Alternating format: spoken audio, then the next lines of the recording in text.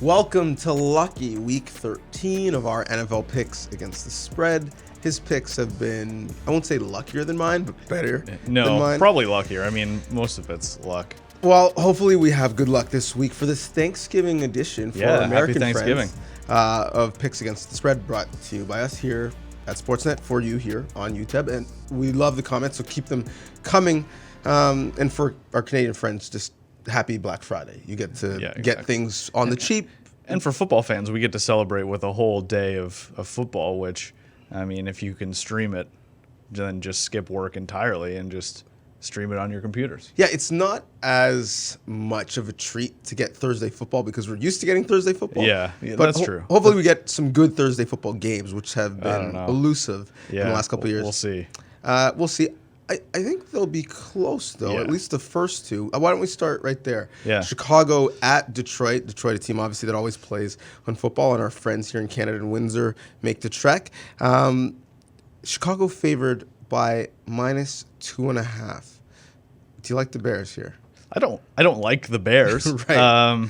but I think I like them better than the Lions, who I advised people in this place to take as survivors, and then they promptly lost in Washington. So sorry for that, but I like the Bears here because without Matt Stafford, obviously the Lions just aren't the same. The offense isn't what it is under him. He was having a really great passing season, and now while Driscoll is an athletic player, he's not a great quarterback.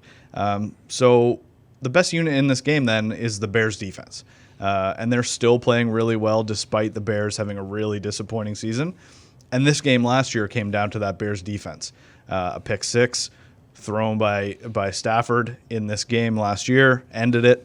And I think we'll see a similar outcome here in Detroit in the early game on Thanksgiving because of Driscoll and his ability to turn it over. Yeah, I agree. And to me, it's not even so much about that Detroit offense, it's their defense, right? Yeah. 30th against the pass, 24th against the run. And so although Trubisky isn't great, he's going to be gifted some yards against the Lions defense. And on the flip side, he's going to have the ball a lot. And he's going to have good field position because that Bears defense is still really good. Yeah. It's a strength of their team, and they're fourth in terms of scoring defense. So I wouldn't be surprised if we see that Bears defense score once or twice to really flip the game and the momentum. And so that's why I like Chicago in this spot to cover 2.5. The surprising line of the week for me is the next one, and it's Buffalo that goes to Dallas for the 4:30 p.m. Eastern game. Now, we know I'm a Cowboys fan, and we know that whatever I do in terms of my pick against the Bills run the other way. Except this last week, you did take the Bills, and they had a great game against Denver. So this is maybe that streak is coming to an end. Well, I promise you I'm not reverse jinxing it. I honestly think that the Bills will cover because the Cowboys somehow are -7 favorites in this game. And I think the Bills are going to win outright. You do? I do. Do you agree? I don't know if I'd go as far as to say that I think the Bills are going to win outright. I think it's going to be a really interesting test for the Bills because we've talked so much here about how the Cowboys show up against bad teams and fail to show up against good teams. So if that's the case, and it's proven to be the case over and over again with the Cowboys, then we'll find out what the Bills are. You know, if the Bills are a good team and they can keep it close and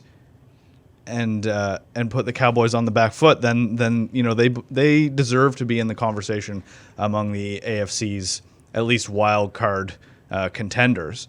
My question for you as a Cowboys fan: what does Jason Garrett need to do to save his job? I mean, I don't know. Make the playoffs and win a game. That's it? Well, you think that's enough? Given like how, if I was making the decision, it's not enough, but we could have had the same conversation about Jason Garrett last year and the year before. I feel like we have had these conversations, and somehow Jason Garrett is back. I think this year is different because he doesn't have a contract for next year, so it's a lot easier to walk away from him. And in the building, they have someone they can turn to in Chris Richard in terms of someone who's running their defense really well. But to me, and it hurts me to say as a Cowboys fan, this line shows you exactly what's the issue with this team, and we kind of have inflated how good they are because on paper they're good. Yeah. But we're asking the question if the Bills are a good team.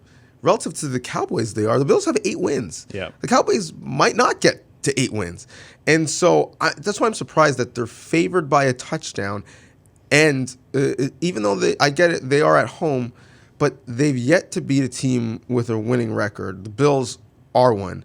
And so that's why I think the Bills certainly cover, and it's not out of the question that they win the game outright. Yeah, Josh Allen's playing really well, and the Dallas defense is not that great. No. So he could do some damage. Not at all. With Van Der Esch probably missing the Thursday nighter, that's a big loss. Yeah. New Orleans, they're going to Atlanta, although I wouldn't be surprised if there are lots of Saints fans in attendance. Yeah. They're -7 favorites. Does a touchdown scare you at all? Yeah, definitely, especially considering what happened the last time these two teams faced off. Atlanta just completely dominated the Saints. And this is such a weird game because less than 3 weeks ago, the Falcons dominate the Saints. Then they go to Carolina, they dominate the Panthers. Then they go home and lose to the Bucs. The Saints, on the other hand, lost that game, went to Tampa, dominated the Bucs, and then left it really close against the Panthers. The NFC South. Yeah. Like, figure out that division. It's ridiculous. So I really don't know what to make of this. I think the Falcons are more of what we saw this week than what we saw the past 2 weeks with that really good defense. The defense, I think, is still pretty suspect. But given all the chaos in this division, I'm going to lean on their road and home records here. The Saints on the road are 4-1 straight up and against the spread. The Falcons have just one home win, and that came in week 2 against the Eagles. So I like the Saints, and I do think they'll get a bit of revenge here and win it, by 10 points or so. Yeah, I like the Saints as well. I look at the Falcons' 27th ranked pass defense, and yes, a lot of that was them being so bad to start the season, and over the last month they've been a bit better. Yeah. But Michael Thomas is, for me, by far and away the best receiver in football. The only receiver that really should be put close to an MVP conversation. Yeah, the non-QB MVP convo. Right. Although we know it's going to be a QB. Definitely. But when we get to the point where we have a separate award for just the most outstanding season, and we can then debate, well, is it McCaffrey or Michael Thomas? He's in that conversation. For sure so he is. I think he has a massive fantasy day, and I think New Orleans wins this one Thursday night going away. You mentioned Tampa Bay, so why don't we just transition to them playing another team that is somewhat of an enigma, the Jacksonville Jaguars. And the Jags at home are -1 favorites. This line started at -3. People aren't still, even though it's come down, confident that the Jags are going to be able to cover. Just 34% of the public are with the Jags. Are you? No. This Jags team has been really bad. They not only can they no longer run the ball, the offensive line is terrible, and Fournette has kind of regressed back to the mean, but they're getting gouged on the ground by opposing offenses week after week. I think they've given up 200 yards rushing in each of the last 3 games, and they just can't stop anybody. And the offense, Nick Foles has kind of been left to the dogs a bit. Their offensive line is so bad. And so the Bucs, who, played really well and are really dangerous with Godwin, who had a monster game this week, and Mike Evans, they're just a dangerous offense, and I expect them to exploit what is a Jaguars defense that is a shadow of its former self. Yeah, I think that's the point. A couple years ago, Jaguars defense was the best in football and one of the best of all time. Yeah. They're one of the worst in football. So even though Jameis likes to throw it to the other team, he still has good receivers who make contested catches, and that's why I think Tampa Bay will win outright. And so at them +1 is no problem for me.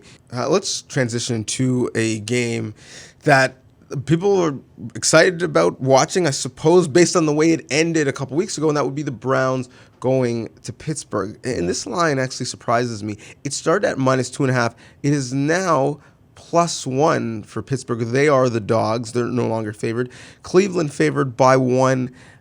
Does it surprise you? Sure it does, yeah, because the Pittsburgh offense has just been so bad under Mason Rudolph, and I'd like to know more about the statuses of Juju Smith-Schuster and James Conner, whether they'll return for this game. But the more that I think about it, the more I think that it really doesn't make much of a difference. Devlin Hodges is going to start this game, which is the right call. He's obviously the better quarterback of the two, which isn't saying all that much, and I think he does give them a better chance in this game, but not much more of a better chance. And the Browns are clicking. They have Nick Chubb, who is a top 5 running back in the league.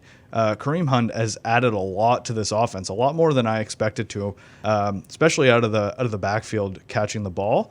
And it looks like Mayfield is finally starting to click with both of those receivers. I think he and Landry probably already did have a pretty good on-field relationship, but Odell Beckham was really involved in that dominant win over the Dolphins. So I do like the Browns, and I would take them, minus 3.5, maybe even more. Yeah, it wasn't long ago the Browns beat Pittsburgh by 14, and it could have been worse. And now you add Kareem Hunt, who looks very comfortable in that offense. I do think that the Steelers are a bit better with Duck Hodges, as Mike Tomlin. At least they'll throw it downfield, right? Yes.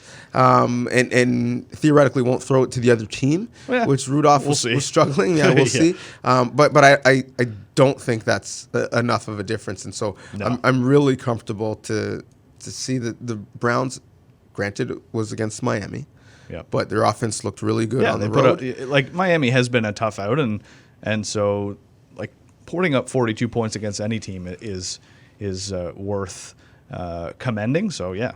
This is a game that I'm not sure why we have to watch it at 1 o'clock Eastern. I know. I thought the same thing. This next one should have been flexed into primetime. Yeah. It's San Fran going to Baltimore. Both teams have not just been winning, they've been killing people. Baltimore is the favored team in this matchup by -6. The line started at 4.5. Is it 6? It's 6 now, yeah. Wow. Too many points for you? I don't think so. I mean, this I hope is a Super Bowl preview. Yes. Because these are the two best teams in the league, no doubt, and these teams are fun. That's the thing, is the Patriots should be in the conversation, but I don't want to see the Patriots slog to another 10-3 Super Bowl victory, and that's what these Patriots will do if they make it there. These teams score a lot of points. Their defenses are fun to watch. They get after the quarterback. Lamar Jackson is unreal. And all that said, it says a lot about the way the Ravens are playing right now that the 49ers are coming off a thorough beatdown of the Packers. That's the worst I've ever seen Aaron Rodgers look. And I still feel like the Ravens are a no-brain pick here. They're beating teams over the last 5 games by an average of 28 points. Crazy. So 6? Sure. Yeah. Okay. I mean, that's like early SEC score, right? When you're playing your non-conference schedule. That's not supposed to happen in the NFL. No, that's insane. And San Francisco has been beating up on people as well. But the difference for me is Baltimore has been beating some other really, really good teams. Yeah, involved in those last 5 games are the Texans and the Patriots and the Seahawks. Yes, and the Rams, who once were a really good team. But you look at the 2 teams that were in the Super Bowl recently, the Ravens beat the brakes off of both of them. Yeah, for sure. And the only thing that has really troubled the Niners' defense this year has been mobile quarterbacks. Yeah, Kyler Murray, Russell Wilson. Yeah. So the most mobile quarterback we've had since Mike Vick coming into town playing his best football. Yeah. I like the Ravens in this spot. But really, you said it best. I'm just looking forward to the game because it's going to be really, really fun. I hope this lives up to the hype because we've got a few games this year that have been hyped up, Sunday night being one of them, and they've just been complete no contests.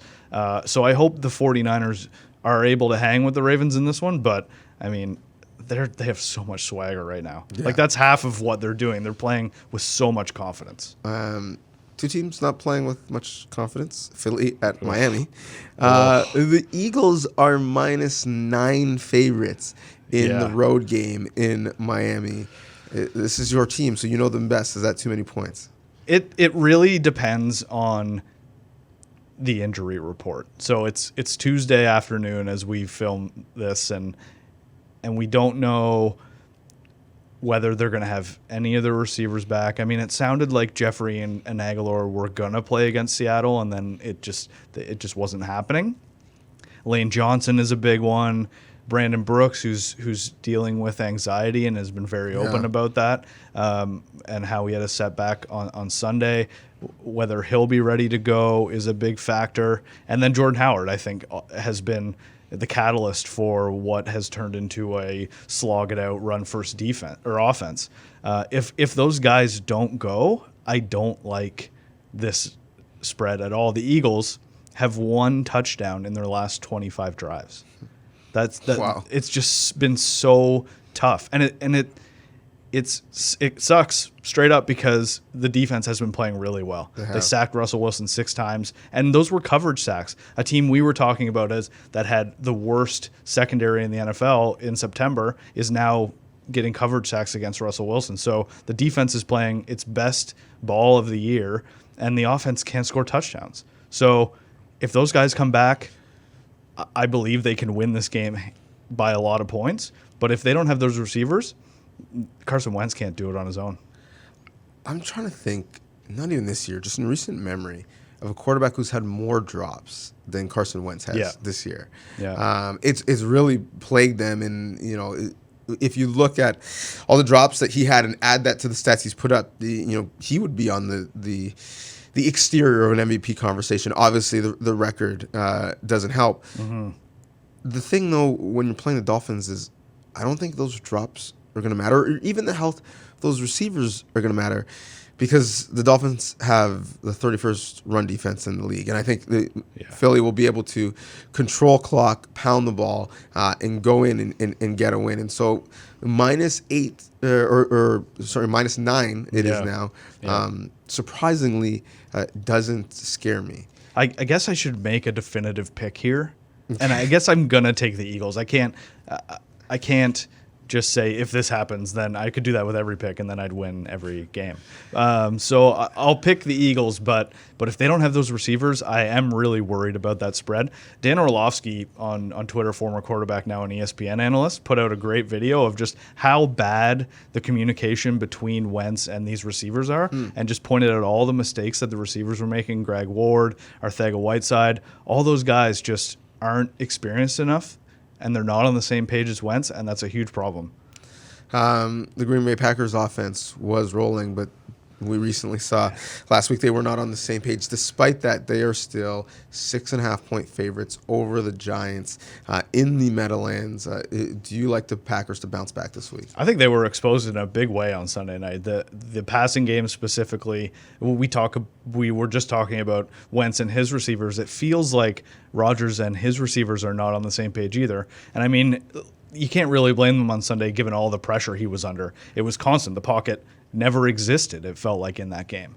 But I'm not going to overreact to that and feel like the Giants are going to be able to give the Packers a game, because this is a total, like, the Packers are still in the class of the NFC, and the Giants are still a team that's in the running for the number 1 overall pick.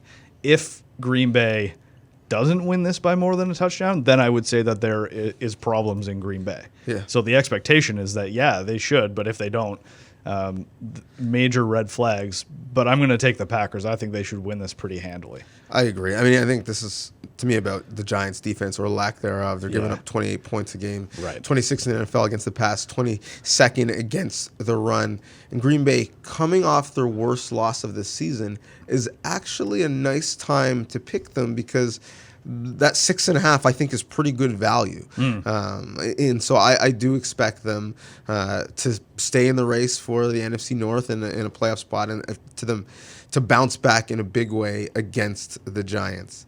The Tennessee Titans, speaking of teams, it's tough to figure out. They've played some good football, but they are going to the Colts, and Indy at home are 2.5-point favorites. And Indy, really, when you look at the call at the end of the game against Houston, potentially maybe was robbed of a victory. We're in a game that could have been closer. Do you think they have enough to eke out a close win against the Titans at home? I think they have enough to do it.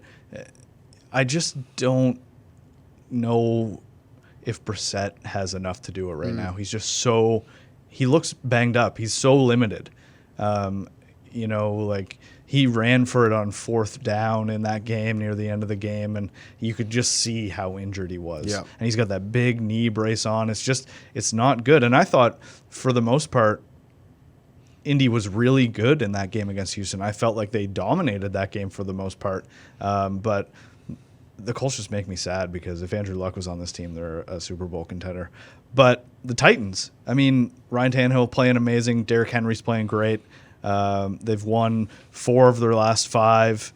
And this is a huge game for the AFC South and the wild card. And I think the Titans are going to keep it rolling. I just think there's too much holding the Colts offense back for me to really back them here. Yeah, I think the Titans win. I think they win outright. I think this line is probably close because the Colts beat the Titans back in week 2, but this is a totally different Titans team. I mean, since Tannehill has taken over, they're 4-1, and he actually has the best QBR since he's become a starter. This Tannehill that is very efficient, taking care of the ball, is running for 2 scores and throwing for 2 scores like he did last week. This is the guy who people thought they were going to see eventually in Miami, and it never really happened, and it has for whatever reason in Tennessee in a big way, and so that's why I think they can actually pass the Colts in the race, because both teams are 6-5 crazily enough as it is, and I like Tennessee in a game that I think will be close, but I think Tennessee will win outright. So giving me 2.5 points with them is no problem. And it would put them right in I think that would put them in the second AFC wildcard spot too if Pittsburgh loses to Cleveland. Yeah. Pittsburgh's in that spot right now, which seems wrong. That's not a good team. Yeah, you have no real confidence that they're going to hold on to that spot whatsoever. Speaking of holding on to playoff hopes, the Rams going to Arizona with the record of 6-5. I think those were pretty much dashed on Monday night. Yeah, the NFC is so tough. And the Rams have been not what we thought they were, and the Cardinals, I think, have been a bit better than expected, playing teams tough. Los Angeles -3 road favorites. Do you see them bouncing back after being embarrassed by Lamar Jackson? Not really. Yeah. I can't envision that happening given what we've seen from them over the last 3 weeks. They've played good defenses, but the offense has just not found a rhythm. They've scored 12, 17, and 6 points over the last 3 weeks.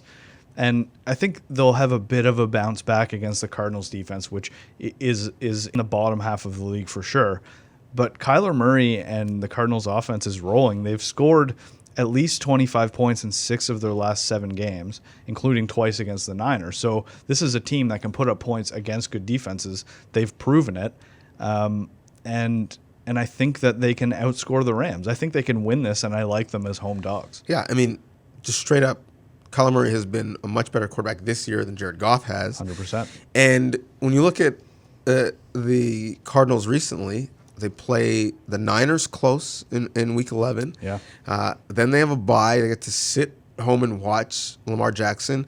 Stylistically, a quarterback similar to Kyler Murray, run all over and really more than anything, throw all over that Rams defense. And the Rams, after having a tough game chasing Lamar and Ingram all over the field, now have to get ready to do the same thing all over again and have a track meet with Kyler Murray. I think the Cardinals coming off a bye as underdogs at home +3 is great value, and that's why I'm going with Arizona. The Chargers and the Broncos, another team that is at home and that it is a dog, is the Broncos. Chargers are favored by 2.5 points in the 4:25 p.m. Eastern matchup. Who do you like in this one? I don't know. Straight up, I don't know. I feel like this is a toss-up for me. But the Broncos defense is really good, and I feel like they've had a really rough go in close games, and I just don't believe in the Chargers. So for home underdogs, I'll take the Broncos. Yeah, me as well. I think we're seeing the last bit of Phillip Rivers as the elite quarterback is gone. Maybe even a starting quarterback at this point. Yeah, that Thursday night was really tough when he threw all those interceptions. It just shows like how far he's fallen. That class of quarterbacks is just now, it's an end of an era. Yeah, and the leader of the new era is Patrick Mahomes. He's leading the Chiefs, who are -10 favorites over the Raiders. I never thought when I looked at the schedule at the beginning of the year that this matchup would have playoff implications, but it actually does. Yeah. 10 points is a lot of points. Is that too many? It feels like a lot of points, and then you remember that the Raiders just went into New York and laid a complete egg. And then, brings me back to reality, like, oh, yeah, this is still the Raiders. But the 10 points is a little worrying for me. I don't expect the Raiders to just roll over in this one. But Andy Reid, after a bye, he's 17-3 in his coaching career. He's 4-2 with the Chiefs. And the Chiefs conceivably will be the most healthy that they've been since the beginning of the year. So with so much on the line, I'm hesitant to take the big spread, but I'm going to. I can't lean with the Raiders. Yeah, the spread scares me only because the Chiefs have really struggled to stop the run this year. Yeah. And I do think the Raiders should be able to, and mind you, they look terrible against the Jets, should be able to control some clock and virtually keep Mahomes and Tyreek Hill and that offense off the field for a bit. And so I do think this game is going to be a touchdown game, and that's why I will take the Raiders to cover. Decent. Sunday night, the Patriots and their boring offense are -3 favorites as they head to Houston to take on Deshaun Watson in the very exciting offense. Who do you like in this one? Like I said earlier, I thought Indy controlled most of the game on Thursday night and really just limited the Texans to big plays. Unfortunately, it was those big plays that really did Indy in. And then found myself thinking that I wasn't all that impressed with the Texans offense because I really like Deshaun Watson. I think he's really exciting, but he holds onto the ball for too long. And he creates a lot of the sacks that he takes, along with the fact that the offensive line is still a bit iffy. And coming up against that Patriots defense, which you said, super boring, but like Stephon Gilmore is going to maybe, I don't want to say shut down Hopkins, but he's going to give him a tough time. And those big plays that the Texans rely on so much aren't going to be there. Can this Texans offense win a game of small ball? I don't see it happening, so I have to take the Patriots. I wouldn't be surprised if Stephon Gilmore did shut down Hopkins. I mean, he held Amari Cooper to 0 catches. Yeah.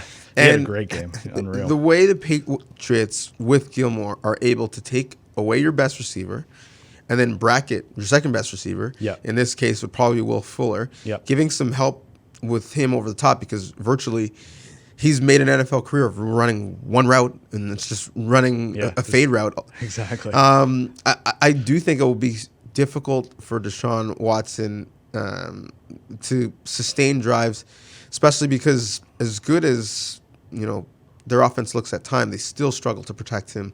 And that's a recipe for disaster against Bill Belichick and his exotic blitzes. So I do think the Patriots win. 3 points isn't too much, even though they're going on the road against a Bill Belichick disciple in Bill O'Brien. And lastly, the Monday Nighter, Minnesota goes to Seattle. This is going to be a really good game. This again, could be a playoff preview. I still wish we could trade and have the Niners and the Ravens play on Monday night.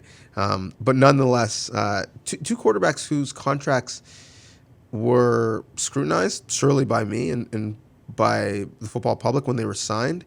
Kirk Cousins and Russell Wilson, both are now earning their money. They definitely are. Yeah. Who do you like in this one? I think the Vikings can win this game, and I think it comes down to a lot of the things that the Eagles' defense were able to do in Philadelphia and create coverage sacks, just make sure that nobody's open. The problem is that the Vikings, probably their biggest weakness is their secondary, so that's going to be a really tough thing to do. But I think they have the offense to take advantage of some of the Seahawks' weaknesses on defense. If they can get Dalvin Cook going, they create the play action that Kirk Cousins needs to thrive. I do think that they can take advantage of the Seahawks, who have struggled mightily in the passing game on defense. They've been a bit better the last couple weeks with Quandre Diggs coming in, but I like the Vikings to go on the road and win in a big spot, something that Kirk Cousins hasn't done a lot of, but did in Dallas earlier this year. So I'm going to take the Vikings. You're probably right because somehow the Seahawks are only 1-4 against the spread at home. I know. It's weird. And they're undefeated on the road. Yeah. It's completely flipped. Makes no sense. But you mentioned the Vikings secondary, and I just think with Lockett and Metcalf, and now you've added Gordon to the mix, and Russell Wilson taking care of the football, I do think that Seattle is going to be able to score enough points to not only beat the Vikings, but to cover the -3, and that's why I've got them winning this matchup on Monday night. Let's fast track through a couple games that aren't as interesting. Jets at Bengals. Who do you like? The Jets have scored 34 points in each of their last 3 games, which is a hilariously weird stat, and they've won all 3 of those games against the Bengals, who are just so bad. I think I'm going to take the Jets, but the return of Andy Dalton is a weird one for me. Why? Like, don't they want to lose these games? So why are you bringing back a quarterback that could win you some games? That gives me a little bit of pause, but I still do like the Jets. Yeah, I don't know which quarterback I dislike more in this game. Sam Darnold, who after a big win, was in the New York tabloids, wasted at the club. Or the Bengals, who are just going back to Andy Dalton only because they don't want on the resume going 0-16 for a season. I guess that's why. A great option. I'll take the Jets because they have been surprisingly better, and the Bengals are just terrible. They are. And the Washington football team goes to Carolina. Speaking of quarterbacks, I'm not sure if Dwayne Haskins will be taking selfies before the game is over. Probably not doing that again. I mean, that was a really bad look. Hilarious. It was very funny. I don't think he'll be doing it because I don't think they're going to win in Carolina. No, that's true.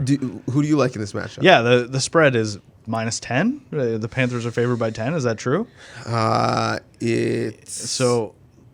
If it is -10. Yeah, that's a little bit worrying, I guess. But the Panthers, although they're probably not a playoff team and they're going to have some duds, I do think that they can take care of business against this Washington team that really just has nothing. They're coming off their second win of the year, but I think it was more of a problem with the Lions than it was with Washington. And Carolina has what it takes to take care of business here, so I'll take another big spread.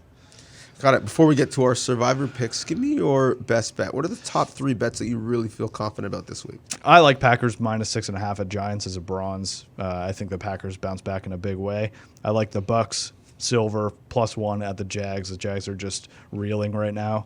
And then Patriots -3 at the Texans is a gold. I think the way that they're playing defense and the way that the Texans rely on big plays is going to make this a pretty dominant game for the Patriots defense. Apologize once again, Bills fans. My bronze is actually the Bills +7. Again, wow. Cowboys don't play well against good teams. I think Cole Beasley goes back to Dallas. Oh, the Cole Beasley revenge game. Certainly. Wow, yeah. I didn't even think of that. Yep. So that's why I really like the Bills. I see him in the slot making some big plays. Packers 6.5 against the Giants. Again, if Aaron Rodgers has a breakout game, I think it'll be against that Giants secondary. Yeah. And then my best bet, my gold, is the Cleveland Browns. Nice. -1 going to Pittsburgh in a revenge game. Yeah. I really, really like the Browns down the stretch with the easiest schedule in football to make a run at the playoffs in the wide open AFC, and that's why I think they're gonna win. So certainly they're gonna have to cover at -1. Said all that. Survivor. Who you got? Well, I technically didn't survive last week. Okay. Although in my actual survivor pool, I switched it from Lions to Steelers and just barely survived that one. But this week I'm gonna go with Jameis Winston and the Buccaneers because they're just playing a Jags team that's, like I said, really reeling. The defense is really bad. And I think although guaranteed Jameis Winston is going to make a couple bad turnovers in this game, I think the Bucs will ultimately win. So this is a good time to pick them. I'm going to go with the New York Jets. Listen, you probably don't have a lot of options right now. Yeah. Why not pick against the Bengals and go with the Jets? Those are my picks. But listen, no matter who you pick, good luck. And enjoy some turkey, enjoy the games, and thanks so much for watching.